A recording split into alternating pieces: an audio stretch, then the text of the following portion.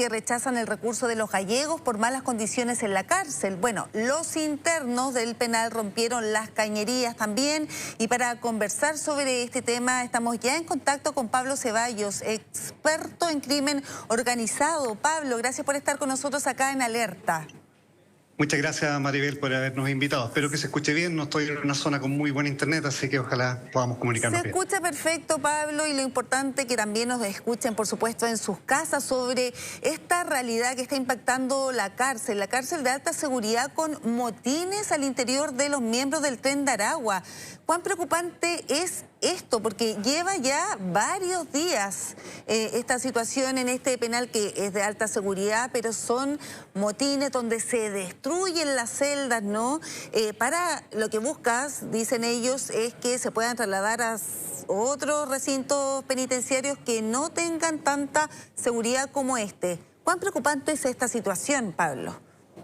Bueno, yo creo que podríamos partir contextualizando que gran parte de las organizaciones criminales transnacionales que han florecido, que han surgido en América Latina, provienen desde las cárceles. Y a eso también tenemos que sumar que esta es una organización criminal nueva, ¿no es cierto?, relativamente nueva para nosotros dentro del sistema penitenciario, extranjera. Y de esa forma podríamos entender que hay un mensaje, una especie de mensaje criminal que quiere decir estoy presente, tengo fuerza y soy capaz de desafiar al Estado, que es una de las grandes características de la nueva criminalidad que hoy día observamos no solamente en Chile, sino en gran parte de la región de Latinoamérica.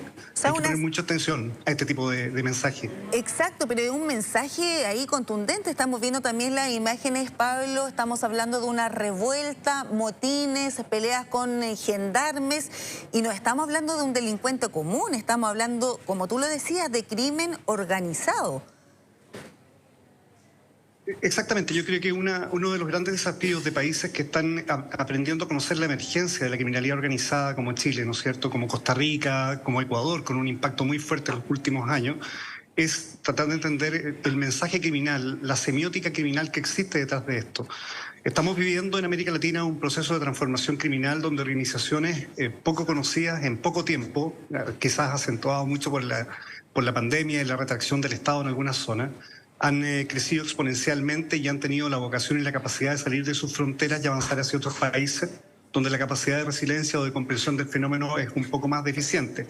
Creo que lo que estamos observando en Chile, particularmente con esta organización, con este complejo criminal llamado Tren de Aragua, es sumamente complejo. Creo que ellos, la organización criminal esta, tiene intenciones de asentarse en este país, de superponerse sobre otras estructuras criminales locales, pero también hay un problema que no se discute mucho, que tiene que ver qué va a pasar con la delincuencia chilena, si va a permitir someterse a esto o va a tener sus propias lógicas de imitación y de violencia.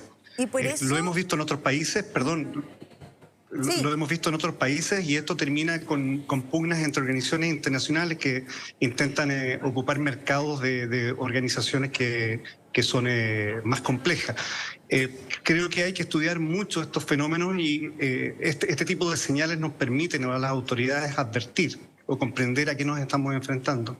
Ahora, este tipo de señal, ¿qué tiene que ver con un control también del territorio, en este caso la cárcel? Aquí mandamos nosotros, porque también una de las causas de las que hablaban también los gendarmes era que precisamente, bueno, ellos son amenazados continuamente, pero lo que se buscaba con la destrucción de los penales, con la destrucción de las celdas donde ellos están, que se les pueda trasladar a otro recinto penitenciario. ¿Cuál es la señal, este mensaje que se quiere dar con este motín, con esta revuelta que ya ha durado varios días? Sí, creo que hay varias cosas que coinciden y que hay que entender por su parte. Yo partiría diciendo que Gendarmería lleva varios años advirtiendo de esta transformación criminal. Ellos hacen un informe, incluso el año 2020, informe que después el Ministerio Público replica el 2021, hablando del cambio de transformación criminal.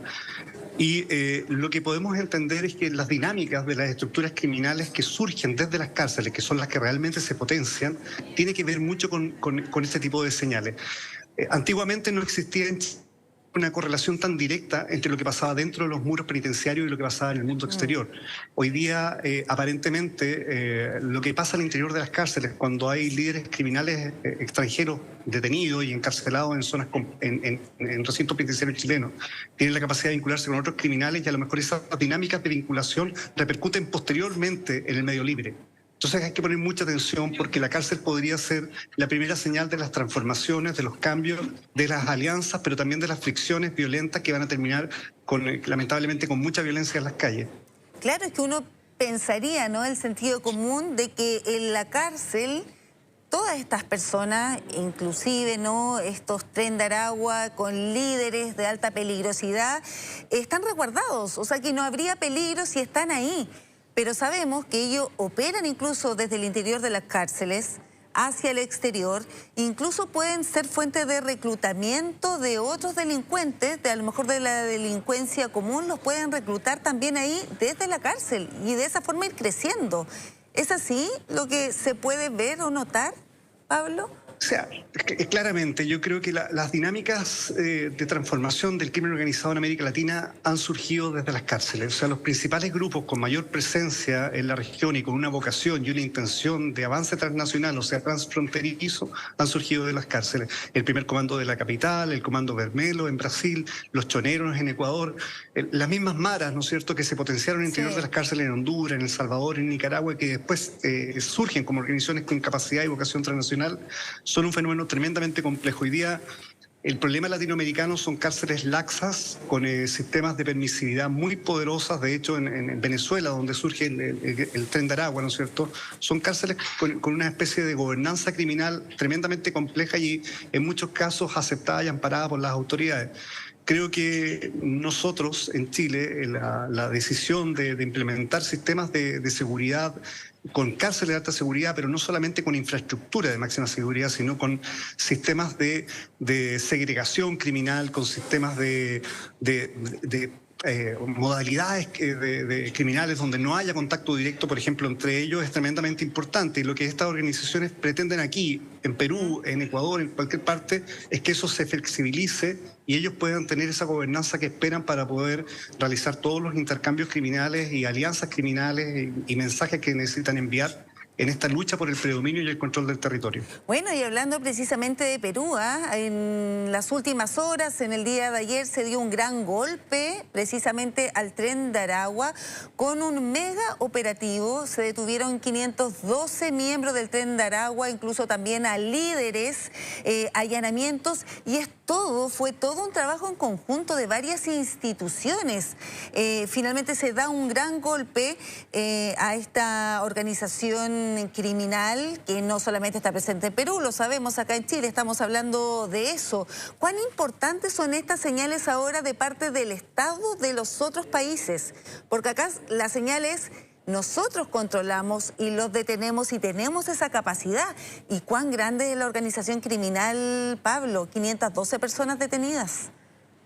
Sí, parece inicialmente una tremenda y buena noticia, que indudablemente lo debe ser, pero lamentablemente uno tiene que hacerse preguntas incómodas. ¿Existe en Perú la capacidad para albergar 520 criminales de la misma organización en un mismo centro penitenciario?